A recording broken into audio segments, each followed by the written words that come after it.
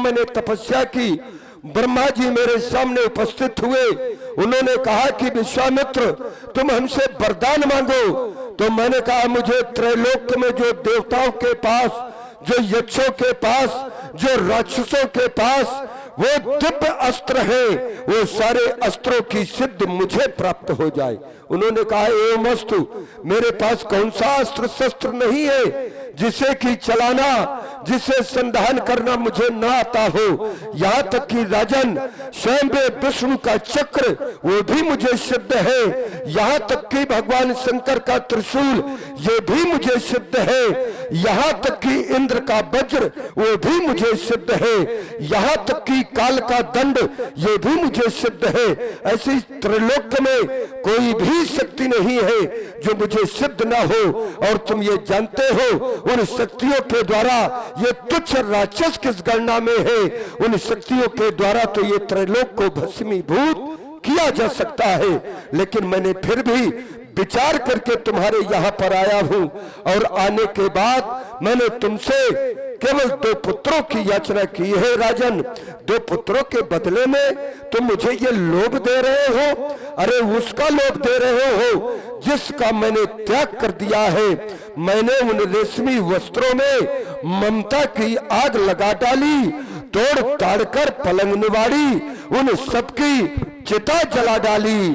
चिता से जब वह खाक बनी तब तन पर सभी रमा डाली। अब क्या हम देह सजाएंगे जब सारी देह सुखा डाली। हमने अपनी तपस्या में सारी देह ही सुखा डाली है। आज पुनः उस देह को सजाने का षड्यंत्र तुम्हारे द्वारा राजन किया जा रहा है। ये उचित नहीं है। तुम तो उस वंश से हो जिस वंश के लिए कहा गया शिव दधीच हरिचंद्र नरेशा सहे धर्म हित कोटि कलेशा।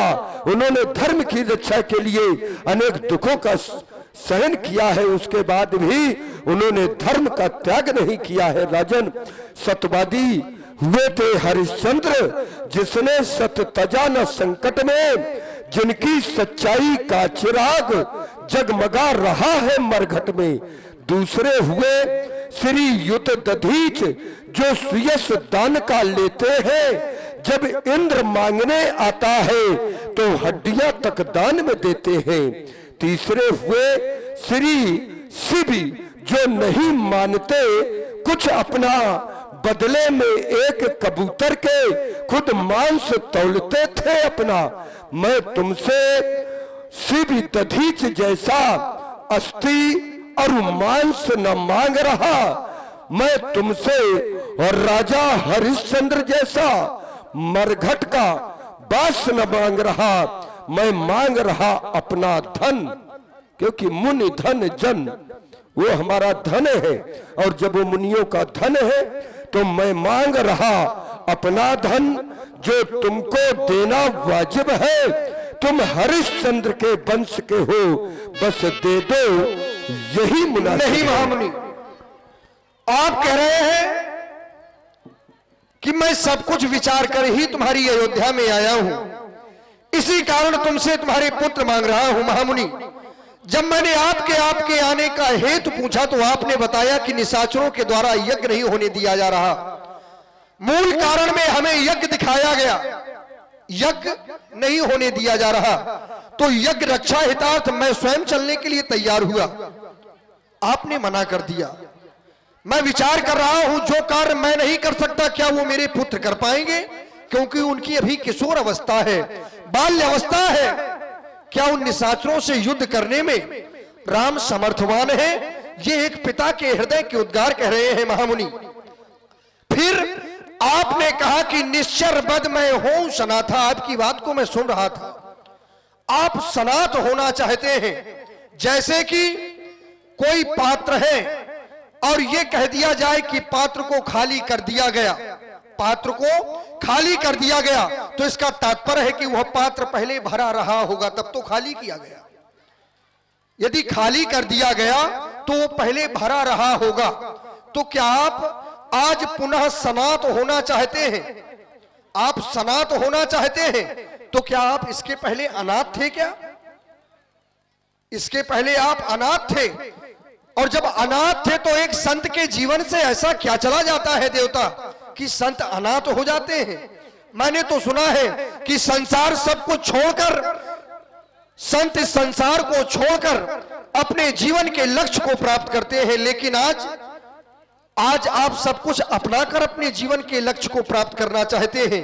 ये मेरी बात समझ में नहीं आ रही देवता। आप मेरे राम लक्ष्मण ना मांगे महामुनि, मांगे ना मुनि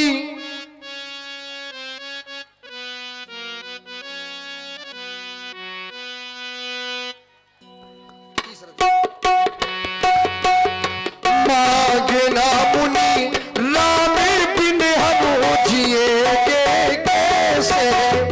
मांगे ना मुनि राम बिन हम जिएंगे कैसे। हम बिन जिएंगे कैसे, जिएंगे कैसे, जिएंगे कैसे। मांगे ना मुनि राम बिन हम जिएंगे कैसे।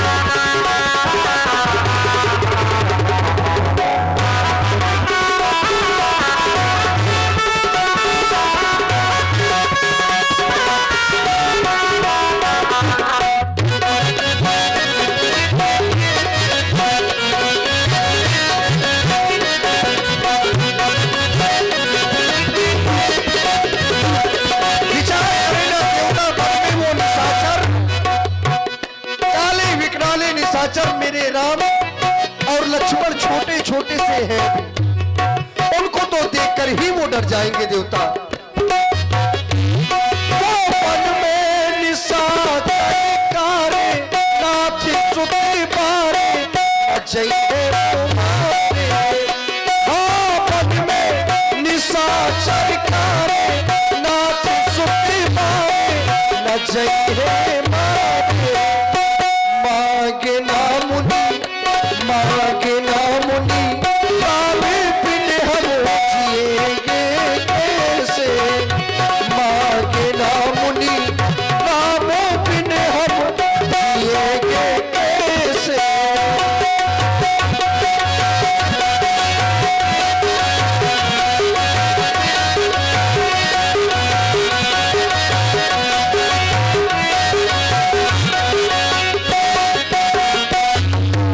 इसलिए महामुनि कहा निश्चर अति घोर कठोरा, कहा सुंदर सुति युगुल कुसूरा। मेरे छोटे छोटे से राम लक्ष्मण हैं, आप उन्हें मुझसे न मांगे देवता। मैं अपने पुत्र आपको कैसे दे दूं। हो तब वशिष्ठ बहुविधि समुझावा, बहु विधि समुझावा। राजन गुरुदेव, अगर ये आए हैं वहां से यहां तक चल करके, अगर इनका वहां से यहां तक आना है तो इन्होंने राम को कुछ जाना है। अगर इन्होंने राम को कुछ जाना ना होता तो इनका वहां से यहां आना ना होता, क्योंकि इन्होंने कुछ सोचा है तभी तो आए हैं। इन्होंने कहा भी कि मुझे धन कोष कुछ नहीं चाहिए, क्योंकि इनके पास सब कुछ था। इन्होंने बतलाया भी और मैं इसी समाज में बैठे बैठे आप दोनों लोगों की बातों को श्रवण कर रहा था। मैं सोच रहा था शायद बात बन जाए तो बन ही जाए, लेकिन बात नहीं बनी।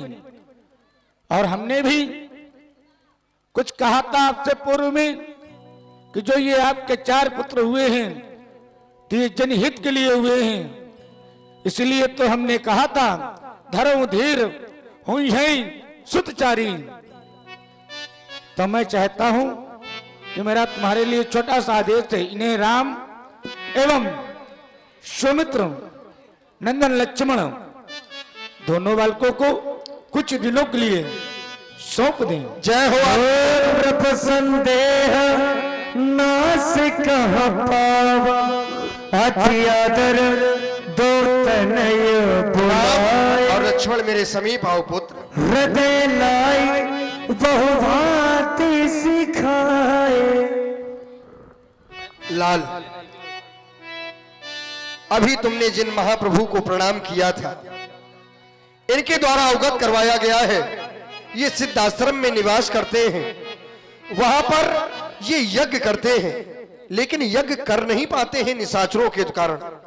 जैसे ही ये अपने यज्ञ को शुभारंभ करते हैं, निश्चर इनके यज्ञ को आकर विध्वंस कर देते हैं। इनके जीवन में कष्ट है, दुख है। और लाल, हम जैसे क्षत्रियों के होते हुए यदि ऐसे महापुरुष सताए जाने लगे तो जीवन ही व्यर्थ में हमारा निकल जाएगा।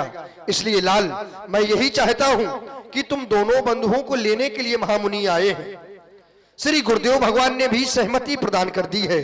मैं तो यही चाहता हूं कि लाल, महामुनि के यज्ञ को पूर्ण तुम दोनों बंधुओं को करवाना है। लाल, हो मेरे लाल,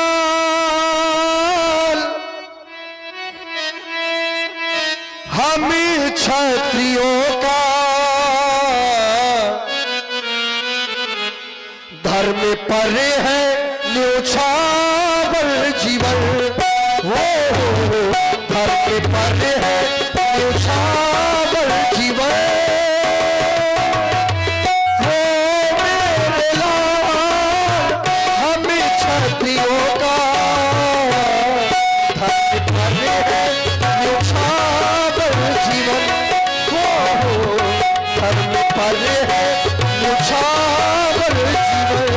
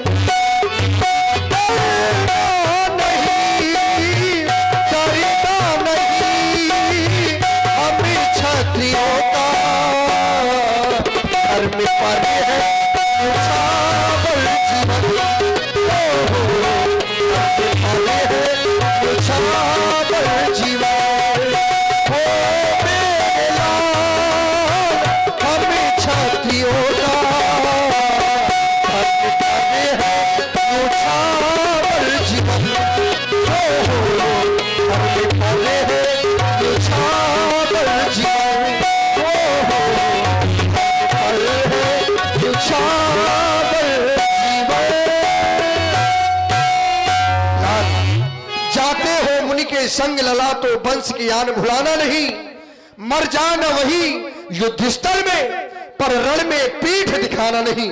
संसार में जो युद्ध स्थल में जिसके सीने पर बाण लगा होता है, उसकी प्रशंसा, ऐसे वीर की प्रशंसा तो देवता भी करते हैं, लेकिन जिसके पीठ पर बाण लगा होता है उसे योद्धा नहीं, यद्यपि संसार में उसे कायर कहा जाता है। लाल, अपने वंश की आन को सदैव निभाना।